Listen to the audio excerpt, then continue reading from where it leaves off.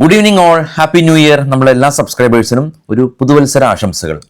പുതിയൊരു വർഷം വരാണ്. ഇന്ന് ഞാൻ ന്യൂസ് ചെയ്യാനായിട്ട് എല്ലാം പ്രിപ്പയർ ചെയ്തു. പക്ഷേ ഞാൻ വിചാരിച്ചു നമുക്ക് ഇന്നത്തെ വീഡിയോ ഒരു ന്യൂ ഇയർ റെസൊല്യൂഷൻ ആക്കാം. കഴിഞ്ഞ വർഷം ഇതേ സമയത്ത് നമ്മളുടെ ഇതേ ചാനലിൽ ന്യൂ ഇയർ റെസൊല്യൂഷൻ ചെയ്തിരുന്നു. ഈ എൻ്റെ ന്യൂ ഇയർ റെസൊല്യൂഷൻ അല്ല ഇത്, ആക്ച്വലി എൻ്റെ ന്യൂ ഇയർ റെസൊല്യൂഷൻ ആണ്. പക്ഷേ എൻ്റെ ന്യൂ ഇയർ റെസൊല്യൂഷൻ ഞാൻ വെറുതെ മാറിയിരുന്ന ഒരു പേപ്പറിൽ എഴുതിയാലും ന്യൂ ഇയർ റെസൊല്യൂഷൻ ആയിട്ടുണ്ട്. പക്ഷേ ഇത് നിങ്ങളായിട്ട് കണക്ട് ചെയ്യാൻ പറ്റും, അല്ലെങ്കിൽ നിങ്ങൾക്കും കൂടി നിങ്ങളെ ന്യൂ ഇയർ റെസൊല്യൂഷൻ എടുക്കാനായിട്ട് ഈ ഒരു വീഡിയോ ഉപകാരപ്പെടും എന്നുള്ളത് കൊണ്ട് മാത്രമാണ് ഞാൻ ഇതൊരു ന്യൂ ഇയർ റെസൊല്യൂഷൻ വീഡിയോ രൂപത്തിലാക്കുന്നത്.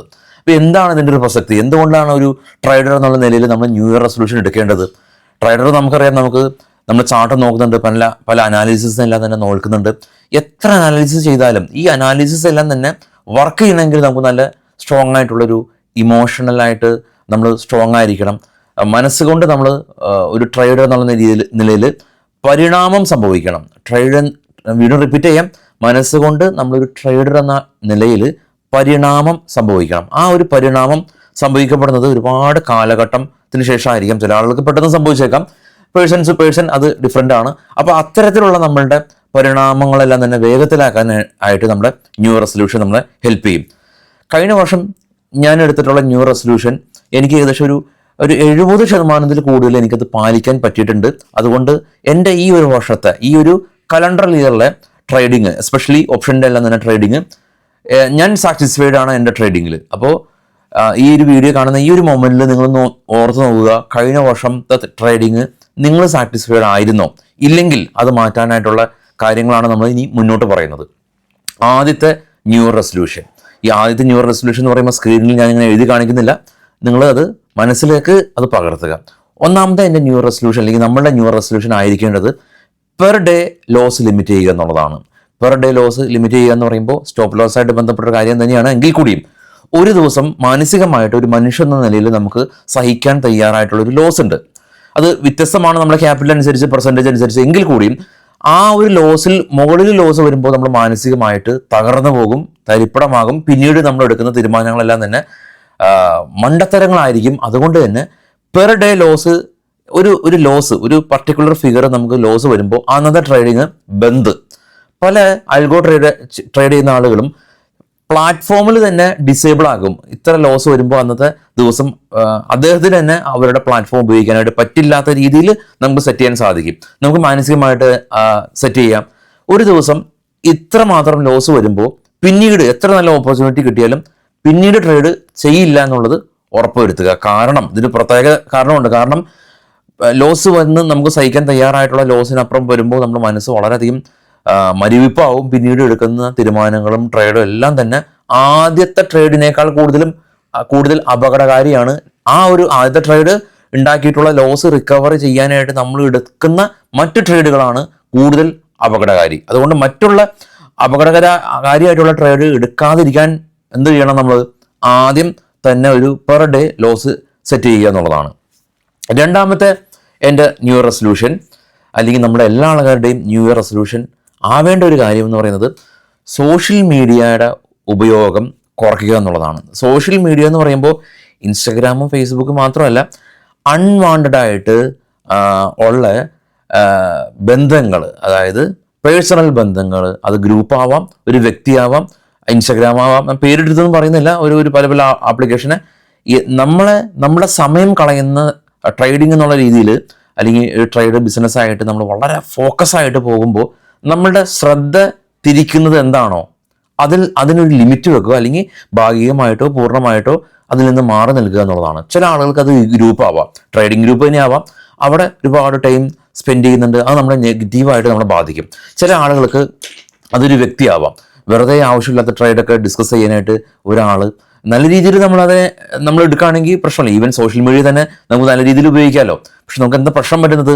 ഇതിൻ്റെ ഗുണത്തേക്കാൾ ഏറെ നമുക്കത് ദോഷം ഉണ്ടാക്കും. അതുകൊണ്ട് എൻ്റെ കറൻ്റ്ലി എനിക്ക് യാതൊരു ബന്ധങ്ങളില്ല എന്നുള്ളതാണ്. അതായത് എനിക്കൊരു ഇത് ശരിയാണോ തെറ്റാണോ എന്ന് എനിക്കറിയില്ല. അതായത് ട്രേഡിങ് ഡിസ്കസ് ചെയ്യാനായിട്ടോ, അല്ലെങ്കിൽ ഈവൻ ട്രേഡിങ് ടൈമിൽ എൻഗേജ് ചെയ്യാനായിട്ട് ഒരു വ്യക്തി എന്നുള്ള രീതിയിൽ ഞാൻ എൻ്റെ ലൈഫിലേക്ക് ഇപ്പോൾ കറൻ്റ്ലി ആരുമില്ല. ഫുള്ളി ഫോക്കസാണ് ഈ ഒരു കരിയറിൽ, ട്രേഡിങ്ങിൽ എന്നുള്ളതാണ്. അപ്പോൾ ഒരു ഗ്രൂപ്പും ഇല്ല, ഒരു സോഷ്യൽ മീഡിയ ഉണ്ട്, സ്വാഭാവികമായിട്ട് നമുക്ക് സോഷ്യൽ മീഡിയാസും ഉണ്ടാവും. പക്ഷെ അതിൽ അഡിക്റ്റ് ആവാതെ ഇരിക്കാൻ ശ്രമിക്കുക. അത് നമ്മുടെ ട്രേഡിങ്ങിനെ റൂയിൻ ചെയ്യും, ട്രേഡിങ് ഡിസ്ട്രോയ് ചെയ്യും, നമ്മുടെ ഫോക്കസ് ഇല്ലാതാക്കും.